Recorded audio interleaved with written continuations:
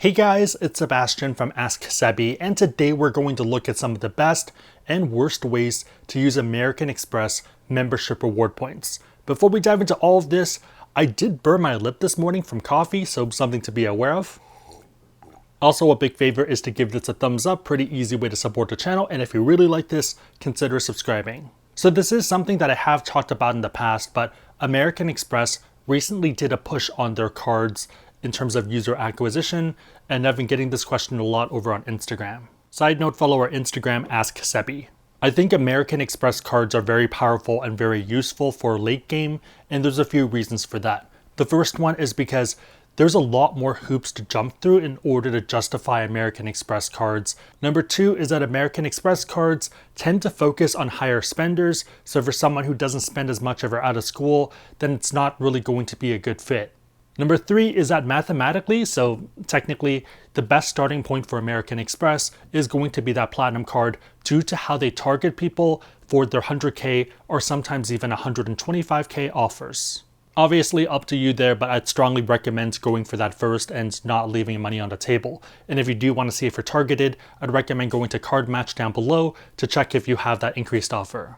Number four, and this is the last one, is that American Express points lean a lot more towards maximizing upside, so those cool trips, those interesting things, versus usable normal cases. So American Express is the cherry on top, it's the frosting, it's the sprinkles, it's everything else, versus those other cards that are a lot better for the base of the cake. Since I'm probably going to get a lot more questions here, since this is targeted more towards early people new to the game, I'm going to make a frequently asked questions page, and I'll link to that down below in the description box. I'll still try to answer questions like I normally do with these videos, but if it is something that falls into that FAQ, I'll probably link you to the FAQ. That way it helps everyone else out as well. It's a lot easier answering the question once and then copy pasting that page to other people versus redoing that answer maybe 5 or 10 times. Also, same thing with the blog if you want to refer back to this in the future. So let's start off with the worst way to use your points. That's going to be merchandise. This isn't an American Express specific thing, it's pretty consistent with a lot of other programs as well, especially airline programs, but same with hotel programs. There is going to be a range here, but the reason I'm putting it down at the bottom is because the default expected value here is pretty low. For every 10,000 points, you're going to get $50 in value. That's 0.5 cents per point. Even if you go on American Express's page, this is the number they tell you to expect. So for example, this item that costs you $16.50 is going to cost you about 330,000 points. One thing I know some people are going to mention is, what about taxes? So even if we take the absolute worst taxes in the US, and then we do the math again, it brings the retail price of the item up to $1,800, about 0.55 cents per point. Sometimes you do see promotions for 30 to 50% off, which makes it a lot better. So for example, right now, Beats has a promotion for 30% off, and then if you run the numbers, you're getting 0.72 cents per point. So a few things to consider is, are they having a sale on this because they're going to get a new version of this and they're going to replace this one, so they want to get rid of inventory? Taking a look at the dates, it seems pretty likely. The other part of it is that you might be able to get this on sale during Black Friday, so even though it's a good deal right now, and if you need it right now, then it's fine. In the future, I would argue there's more value. For the 50% one, it's going to be 1 cent per point, but I don't really know too much about that product. Main takeaway is that I think for most people, this doesn't really make sense, and I would expect to get 0.5 cents per point. Moving into number two, this is going to be redeeming your points as a statement credit. This is going to get you 0.6 cents per point, so 10,000 points is going to be $60. We'll talk about 2 cashback paths towards the middle of the video, which I think makes a bit more sense. Main takeaway of this one is that I think if you want something simple, American Express is not the path. Number three is going to be paying with your points at checkout. There's a pretty big list here, but you're typically going to get about 0.7 cents per point. So both PayPal as well as Amazon are going to give you that amount, and I think it's pretty decent value. The two main exceptions here are going to be Ticketmaster, where you're going to get 0.5 cents per point, and then New York Taxis, where you're getting 1 cent per point.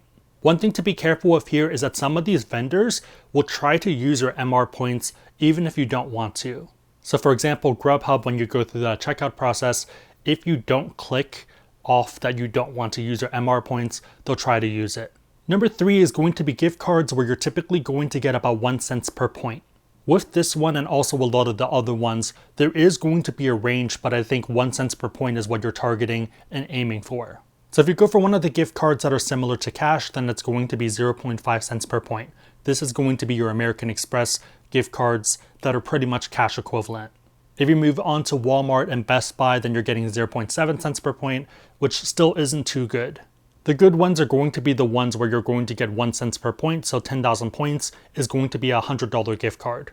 If you're someone focused on cashback and also you do not see yourself getting the Platinum Schwab or the Platinum Morgan Stanley card, then I think this is going to be the best path to cash out your points. If you are willing to get those other cards, then you can get a bit more value, which we'll talk about in a second. Before we move into the next part, if you are someone that wants to learn about these cards and you want to support our channel, very easy way to do that would be to use the links on our site, AskSebby.com, and also down below in the description box.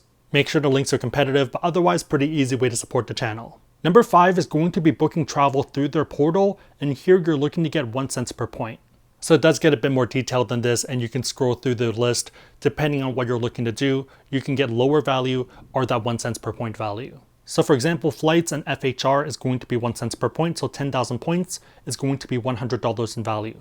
For stuff like cruises, prepaid hotels, or other vacation packages, you're only getting 0.7 cents per point. If you are looking to do this, I'd recommend considering the Business Platinum card, given the rebate program, which we'll talk about in about 2 minutes. Next is going to be the Morgan Stanley Platinum card, and here you're going to be able to cash out your points at 1 cent per point. So you're going to move your MR points to your Morgan Stanley brokerage, and then afterwards you can move that to another account. One thing people have asked me about is whether there's any tax consequences for doing this, and I don't think there is because you already earned the points and this is just you redeeming the points. Since the points were earned via credit cards, that's going to be considered a rebate, so that's not going to be taxed, so you should be fine here. There are a lot of rules here for the Morgan Stanley card in order to get a relationship to get that card, so I'd strongly recommend watching the prior videos where we talked about how to set that up. For most people, you're going to need $25,000 or at least $5,000, which I think is pretty reasonable for this setup. Next is going to be the Schwab Platinum card, and here you're going to get 1.25 cents per point instead of just 1 cent per point. Pretty much exactly the same thing, you're moving from American Express to Schwab, and then afterwards you can move it wherever you want. Some people don't believe this for some reason, but even if you go to the page that's linked, so if you go to that source page, you can read and see it for yourself. Earn MR points that you can turn into deposits into your eligible Schwab account. For example, 60,000 points equals $750. For a lot of people who are going down that cashback path, this is considered the end point for American Express. So you get a bunch of these intro bonuses, you earn a bunch of points, and then you use the Schwab Platinum card to cash out the points. If you want to run this as a long-term setup, then that's also possible, but it gets really expensive because you're looking at least the gold card and also the Platinum Schwab card, which is already $800 in annual fees. There's definitely people who can justify that, who that makes sense for, but I think you need to have very high spend for that to be true. At the end, I think this works out pretty well for people who are bonus hunting, obviously. Number 2 is going to be people who are consultants who end up getting their travel reimbursed and they can still use those perks, but they care more about cash back.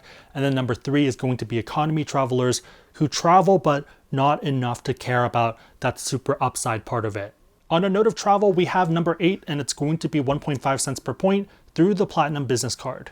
So this part gets a lot more complicated compared to the prior ones, but here you're going to get a 35% rebate for first and business class flights, and also for flights booked for the airline that you picked for the travel incidental credit, and this is specifically for the Business Platinum card. There are going to be caps here as well, so if you spend a lot of money, then maybe you run into a wall, but I think for most people, you're probably going to be fine. So for example, let's say there's a flight for $1,540. In order to cover that with points, you're going to need 154,000 points.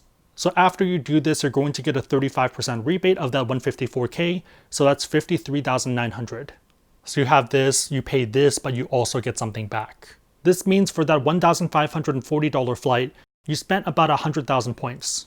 Running the numbers, that's going to be 1.54 cents per point. For normal people who want normal travel, this is probably going to be your best use case for that specific airline that you fly. If you're a business owner who flies business class a lot, this also works out pretty well. You're locking in that about 1.54 cents per point, which is pretty good. Moving on, one step above this is going to be for the Centurion business card, where you're going to get a 50% rebate. So it's really weird because it's not on the personal Centurion, it's only on the business one. And a 50% rebate using a similar example, if you had a $2,000 flight, you're spending 200,000 points, but then you get 50% back, so 100,000 points back. This means that you spent 100,000 points for that $2,000 flight, so that's 2 cents per point. Some people will argue that if you have a card like this, you don't really care about getting value.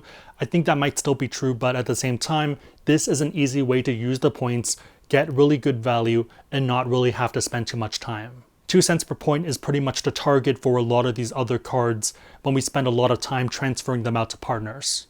On that note, the last one is going to be exactly that, transferring the points from American Express to either hotel or airline partners. So when I say 2 cents per point here, people get very confused because they associate the number of these other points as their value, and that's not really true. So for example, you might transfer over 10,000 American Express points to 10,000 airline points, but by virtue of it being those airline points, you might get 2 cents per point. So that might be $200 in value from that. I'm not going to get too into it because this is pretty much another 10 or 20 minute video by itself. There's a lot of different partners, and if you're unwilling to do the homework or if you don't want to do it, then I don't think this is a good setup for you. I'll run through 2 examples, but it's something that you need to spend time doing and understanding to really get the most value from. So for example, let's say you fly economy, you can transfer over 10,000 American Express points to 10,000 Etihad points. You can then use those 10,000 Etihad points to book Bangkok Airways from Bangkok to Koh Samui. The retail price of round trip is going to be about $200, so spending 10,000 points, that's going to be 2 cents per point.